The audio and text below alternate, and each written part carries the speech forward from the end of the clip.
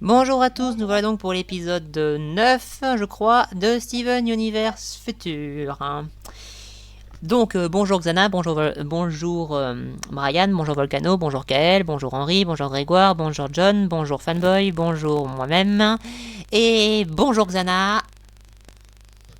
Oh, Pouce rouge pour c'est Xana, je t'en prie. voilà.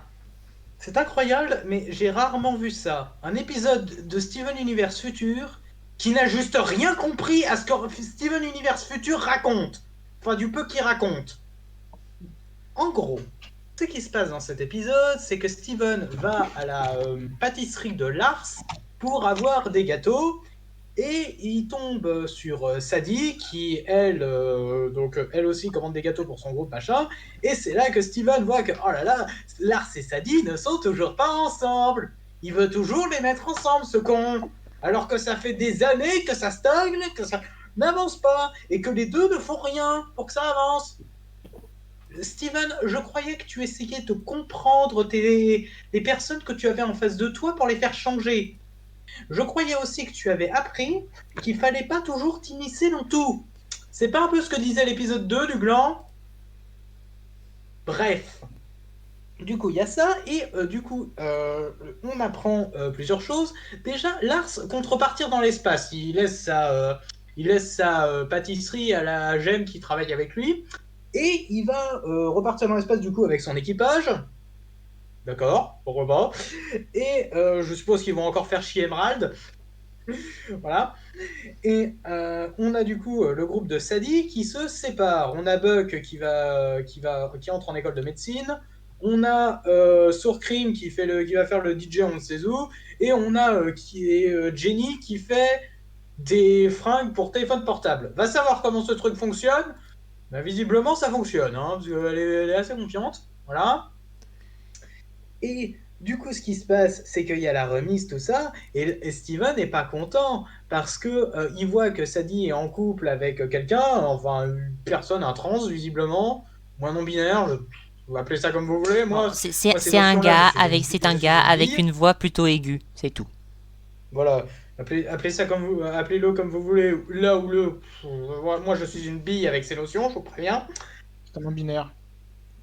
Non mais Ouais, on va dire pourquoi? ça. Ah non mais arrêtez là, sérieusement, arrêtez la discrimination. Moi aussi j'ai une voix aiguë et pourtant je suis un gars, c'est bon, le mec a une voix aiguë, c'est tout. Non, mais même dans les sous-titres, ils font le truc, hein, c'est pour Ah, ça. non, j'ai pas fait gaffe. Donc c'est pour laisser un doute, quoi. Ouais, voilà. Du coup, ce qui se passe, c'est qu'il y a ça, et du coup, Steven, lui, il se dit, ouais, mais tout le monde fait quelque chose, et tout le monde a quelque chose de nouveau dans sa vie, et moi, je suis là, je reste là. Alors, juste comme ça, crétin, t'as ouvert une putain d'école pour j'aime. Et si on en croit la chronologie, c'est quelque chose de récent. Donc tu vas pas me faire croire que t'as rien de neuf dans ta vie, du gland. À moins que t'en aies déjà marre de ton école. Ça m'étonnerait pas, hein. C'est génial, hein. C'est parfait, hein, sachant que visiblement t'as participé à la construction, les autres GM étaient super enthousiastes à ça, et toi au bout d'un moment t'es en mode non, ça me fait chier. Mais mec, t'as- t'as un nouveau job, littéralement t'as créé un nouveau truc, et toi tu te lasses déjà. Non mais va te faire mettre, Steven. Tu crées un truc, il faut que t'en aies la responsabilité. Je pensais que t'avais grandi. Si Steven avait grandi, il aurait pas dit ça, il aurait assumé ses nouvelles responsabilités. Là, j'ai l'impression qu'il en a déjà marre. Alors que ça fait même pas quoi, 6 mois que c'est en place ce truc. Il y a C'est un an. incroyable. Un an, on C'est va dire. incroyable, mais ils viennent de démontrer qu'ils n'ont juste rien compris au pitch qu'ils ont eux-mêmes installé. Si l'école existait depuis un moment, ou si l'école n'existait pas encore, là, cette considération, ces thèmes auraient pu fonctionner. Mais là, non. C'est juste forcé. C'est juste Steven qui en a juste déjà marre de son nouveau quotidien qu'il a changé il y a très peu de temps. Et encore une fois, il nous fait ces putains de caprices en mode je veux que tout aille dans mon sens. Alors qu'on a bien vu que dans l'épisode 2, que quand il fait ça, ça amène aux catastrophes. Putain, on a eu la saison 1 où on a vu à chaque fois qu'on allait entièrement dans son sens, ça finissait par capoter tôt ou tard. Et il ne recevait jamais aucune conséquence. Il ne recevait jamais aucune conséquence de ses actes. Donc bien entendu qu'il va continuer. Parce que vu qu'il ne reçoit pas les conséquences de ses actes, vu que personne l'engueule à cause de son égoïsme, et ben du coup il va pas se remettre en question. Putain, mais c'est ça la série mature sur, sur les grands thèmes sociaux, le fait de grandir, d'évoluer, machin. Mais non, mais tu peux pas évoluer quand tout le monde va dans ton sens, bordel. Quand personne ne t'engueule quand tu dérailles. Quelqu'un qui un personnage qui évolue, c'est un personnage qui est en face avec des problèmes, des problématiques, et on a d'autres personnages à côté qui n'hésitent pas à l'engueuler quand ce personnage-là déraille. Or, Steven, il a déraillé je ne sais combien de fois, il a reçu aucune brimade. Si, les seules brimades qu'il a reçues, et encore, c'était des brimades venant de méchants, mais pas venant de... Wow. Non mais c'est incroyable, c'est juste incroyable de voir qu'ils ne sont pas foutus de comprendre ce qu'ils racontent. En soi l'épisode il peut pas être, en soi l'épisode il peut pas être si mauvais que ça. Hein. Il est pas entièrement nul, faut pas déconner. Bon, tu peux te demander pourquoi quand ils sont enfermés dans la bulle, ils passent pas par la dimension magique de Lion. Mais bon, on va dire qu'ils sont trop cons pour y penser. Waouh! Mais waouh! Affligeant. Je vais tâcher de me calmer et passer la parole au suivant. Voilà. Eh bien, mon cher Brian, c'est à toi. Eh ben, c'est un pouce rouge également. Et mon avis rejoint parfaitement celui de Xana parce que, vous savez, je déteste le personnage de Lars. C'est pour moi le pire perso de la série. Mais bizarrement, c'est le meilleur perso dans cet épisode. C'est pas normal. C'est pas normal parce que lui, il arrive au moins à évoluer dans le bon sens du terme et il est même prêt à vivre sa vie dans l'espace. Moi, je ne suis pas contre. Sadie, elle décide de vivre sa vie avec une personne qu'elle a rencontrée il y a 2 mois, qui n'a jamais été évoquée avant, mais voilà, j'ai du mal à m'attacher à cette personne, mais le temps que ce personnage-là apparaît, j'accepte. J'apprécie aussi la chanson qu'elle fait avec cette personne-là, justement, parce que même si je trouve le texte un peu répétitif, le message est assez joli en soi. Le problème, Xana l'a très bien dit, je retrouve le Steven capricieux que je déteste. Et cela propulse peut-être parmi peut-être le pire perso de cette série pour moi pour l'instant, peut-être, je ne sais pas. Je le déteste, Steven, dans cet épisode. Je le déteste, mais vraiment à un point que vous ne pouvez pas imaginer, comme s'il n'a pas envie de comprendre, comme s'il se croit vraiment au-dessus de tout le monde. Ça le rend encore plus détestable qu'avant. Et ça, c'est vraiment très problématique en ce qui me concerne. Et je vais juste rajouter un tout petit truc de ce qu'a dit Xana. Il, on a vu dans l'épisode 2 ce que ça donnait quand Steven fait ses propres directives, et ça va pas encore moins avec l'épisode 7 où il essaie d'être le mature, qu'il faut plus le prendre pour un gamin, mais c'est exactement ce qui se comporte dans cet épisode-ci. Pour moi, c'est deux épisodes contradictoires, quoi. Voilà, pour moi, Steven est vraiment pire qu'avant. Et c'est vraiment gênant, alors que cette série est censée se passer 2 ans après le final de la série originale. Bah, Donc 3 ans pour en fait, et moi, 2 ans après le film, je crois. non, ça se passe directement, hein, il a quand même 16 ans dans le film. Ah, d'accord. Bon, il doit Non, il avoir y a 17 ans, un truc comme que, ça. avoir que quelques mois entre le film et la série, quoi. Ouais, c'est plutôt ça, oui. C'est plus ça. Donc ouais, il y a très peu de temps, quoi. Et encore, je l'ai trouvé un tout petit peu plus mature, un tout petit peu plus mature dans le film que dans cet épisode-ci, en tout cas. Donc voilà, donc pour moi, énorme pouce rouge. Au suivant. Eh bien, mon cher Volcano, c'est à toi. Quelle sera la note? Euh, rien. Vas-y. Rien. Je vais pas dire énormément de choses, mais cet épisode ne vaut même pas la peine que je lui donne une note. Je suis je suis mais complètement en accord avec tout ce que Brian et Xana a dit, c'est-à-dire un épisode qui est complètement contradictoire avec les précédents, c'est-à-dire les précédents où on essayait de nous renvoyer l'image d'un Steven mature, et là, on fait encore une fois n'importe quoi. Et Bon, après, j'ai pas grand chose à dire. Après, l'épisode, je l'ai pas détesté. Il est juste regardable, mais bon. Encore un épisode où j'ai pas des masses de choses à dire, donc je passe. Ok. Quelle? Alors moi je mets une vague, Laquelle? tout simple. Ok. Et honnêtement, cet épisode, je l'ai bien aimé pour plusieurs petites raisons très simples. Ça conclut des arcs. Parce que, voilà, Lars et Sadie n'avaient pas besoin d'être ensemble.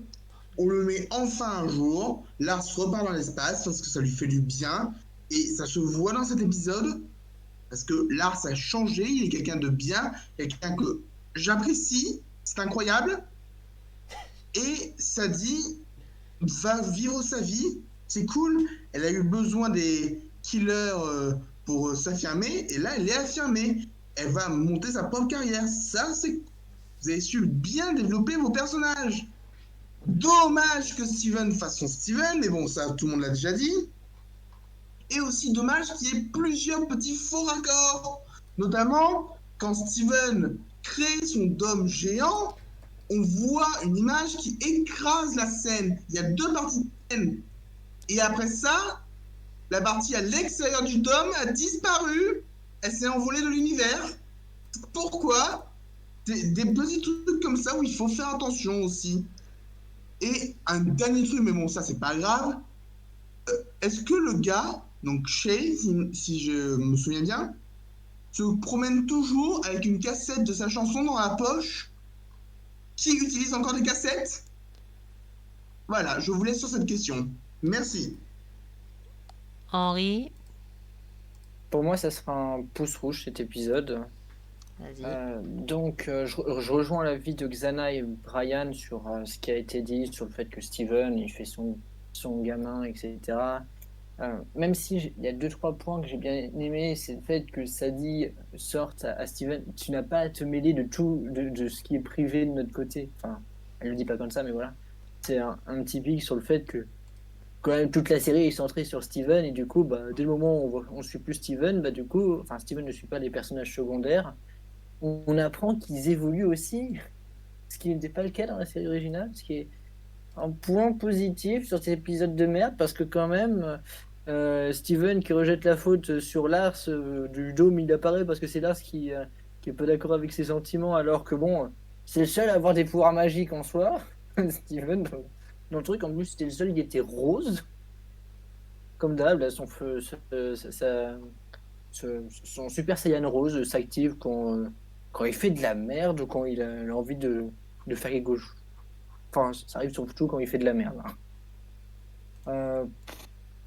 Quoi rajouter d'autre à part juste dire que cet épisode est complètement con en fait. C'est-à-dire, on, on voit durant toute la série que des gemmes arrivent, mais sans forcément que ce soit en période scolaire. Donc, pourquoi là d'un coup ils décident de dire que c'est des périodes scolaires dans leur truc, hein? C'est-à-dire, la Lapis dans l'épisode précédent, je crois, enfin, l'une des deux Lapis qui était reformée, qui est venue et a rejoint l'école. Ils vont pas créer une classe spécialement pour elle, rassurez-moi. Ou alors la gemme qu'on a eu dans le premier épisode où on nous a fait un récap des personnages, où est-ce qu'ils en est. En même temps, le personnage, je sais pas du tout de qui il parle. Ce personnage-là, enfin cette gemme là, non, elle est entrée dans l'école pas en milieu d'année, si on suit sa logique complètement conne de vouloir dire ah bah maintenant il y a des diplômés d'année en fait. Parce que pourquoi je pense que les diplômés d'année? Parce qu'après ils disent bienvenue aux nouveaux élèves avec une bonne rôle. C'est enfin voilà, c'est tout ce que j'ai à dire sur cet épisode. Je pose juste une question comme ça. Comment ils vont justifier dans l'épisode prochain que Steven ne va pas voir les Diamond à propos de ses pouvoirs, sachant qu'il a failli tuer je sais pas combien de personnes là à l'instant à cause de ça? Il faut pas l'évoquer, hein, bien évidemment. Ah, excuse-moi, Blue Diamond, tu pourrais m'aider parce que j'ai failli déclencher une catastrophe avec mes pouvoirs. Je mets rien. Mais rien, parce que je comprends un petit peu Steven dans cet épisode. Il a peur d'avancer sans l'aide de ses amis à ses côtés, ce que je peux un petit peu comprendre. Bon, après, ce genre de réflexion aurait dû être situé dans la saison 5. Là, je trouve que c'est un peu trop tard. Bon, sinon, je comprends aussi tous vos arguments et il n'y a rien d'autre à ajouter. Ok, Johnny.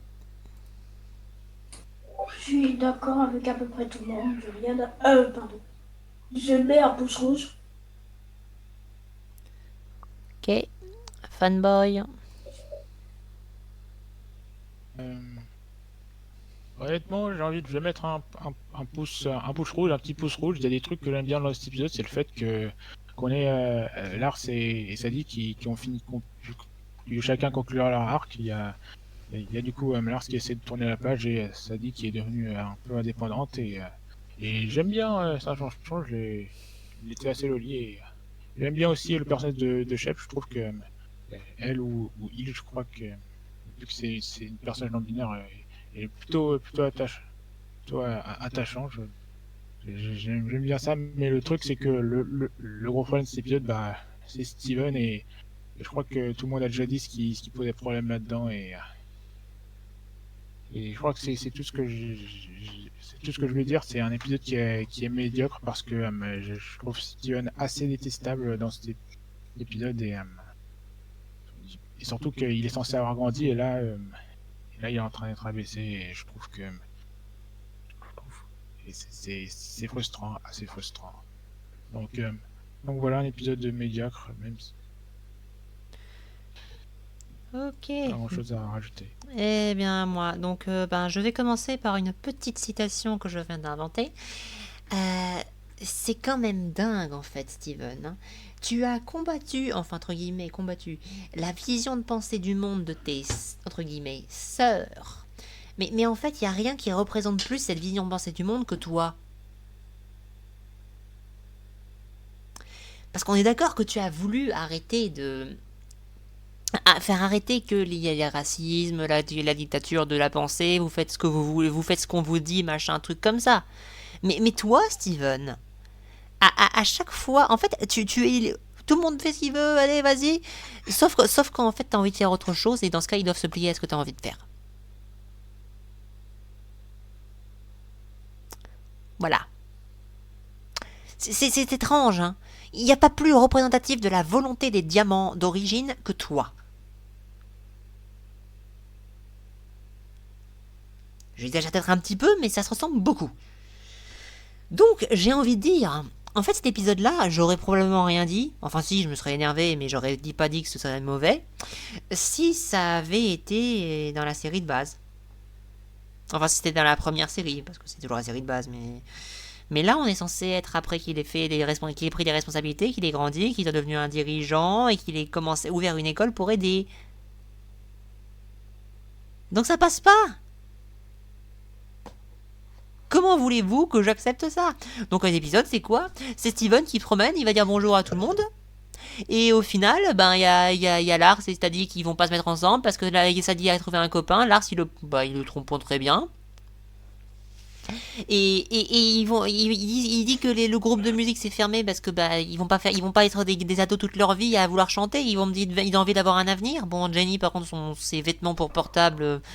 Bon, on va dire que c'est le monde de Steven Universe, mais franchement, je vois pas où est-ce que ça pourrait être cool ça. Mais bon, ça, passons. Mais voilà, ils veulent vivre leur vie, donc c'est des potes, quoi. Ils font des chansons quand ils ont envie, mais c'est des potes. Et toi, Steven, qui est censé avoir pas mal de trucs, pas mal de responsabilités, etc., tu veux qu'ils fassent ce que tu veux. Et donc, inconsciemment, ou pas inconsciemment, tiens, tu les enfermes tous dans un dôme indestructible. Voilà. Pourquoi? Parce que tu es toujours celui-là qui veut que tout se passe comme tu veux. C'est-à-dire que tu veux que là, ils sont ensemble alors qu'ils n'ont jamais rien eu à foutre ensemble. Jamais. C'est toujours vu depuis le début qu'ils n'avaient rien à faire ensemble. T'as toujours voulu qu'ils finissent ensemble. Bah non, ça arrive pas. Ensuite, il y a Sadie qui va arrêter. Et le groupe, il essaie de se séparer pour vivre leur vie d'adultes. Tout simplement. Et toi, tu n'acceptes pas. Non, Steven est toujours un gamin capricieux. il est censé avoir évolué. Il nous l'a montré dans l'épisode 1. Il nous l'a montré dans l'épisode 3. Non, pas dans l'épisode 4. Mais dans l'épisode 3 et 1. Le 2, non. Là, on est même style.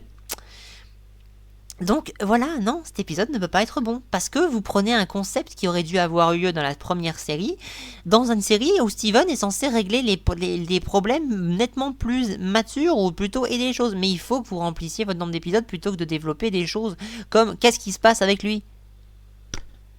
Bref, voilà, les autres ils ont déjà tout dit, surtout Xana en fait. Mais voilà. C'est pas normal en fait de devoir avoir à dire ça à une série qui est censée faire la suite et qui montre clairement que les choses ont évolué, mais pour les faire retomber, dit que ça l'arrange. On est encore dans Steven Universe de base, montagne russe. Alors oui, dans la mise en scène, peut-être que l'émotion est mise, peut-être que c'est voulu qu'on s'inquiète pour lui parce qu'il voit que le monde change. Sauf que le monde, le problème, c'est pas qu'on s'inquiète pour lui parce que le monde change. Le problème, c'est que c'est ce qui aurait dû avoir eu lieu il y a des années pour lui. Parce que ça fait 3 ans au moins que les diamants, enfin que l'affaire avec White. Donc le changement, il a eu lieu il y a 3 ans. C'est pas maintenant qu'il faut faire ça. Donc ça ne colle pas à la question de temporalité, ni personnalité, ni personnage. Ça colle avec le personnage qu'on avait de Steven d'avant. Mais le problème, c'est qu'on n'est plus avec le personnage de Steven d'avant. Enfin, on n'est plus censé l'être. Voilà, est-ce que quelqu'un a quelque chose à C'est rajouter? pas une formule qui gagne, on va dire. Est-ce que quelqu'un a quelque chose à rajouter? Visiblement, ça marche. Vraiment. Est-ce que vous avez parlé du fait qu'ils auraient pu sortir du dôme? Oui, ils auraient pu sortir. Ah oui, bon, ils auraient pu sortir par la crinière de notre cher Lars pour arriver chez Lion. Au moins, tout le monde aurait été en l'abri. Il n'y aurait plus que Lars dans le dôme, mais avec un peu de chance si Steven n'était plus là. Non, mais ils prennent Lion, ils se téléportent dans le dôme, ils prennent Lars pour se téléporter autre part. C'est bon. Mais c'est ce que je viens de dire. Bref, si personne ne veut rajouter quelque chose, on va arrêter. On va vous dire au revoir. Comme d'habitude, allez voir la vidéo de Mayo si ce n'est pas déjà fait. Et bonne journée ou bonne soirée à vous. Salut. Salut. Oh, oui.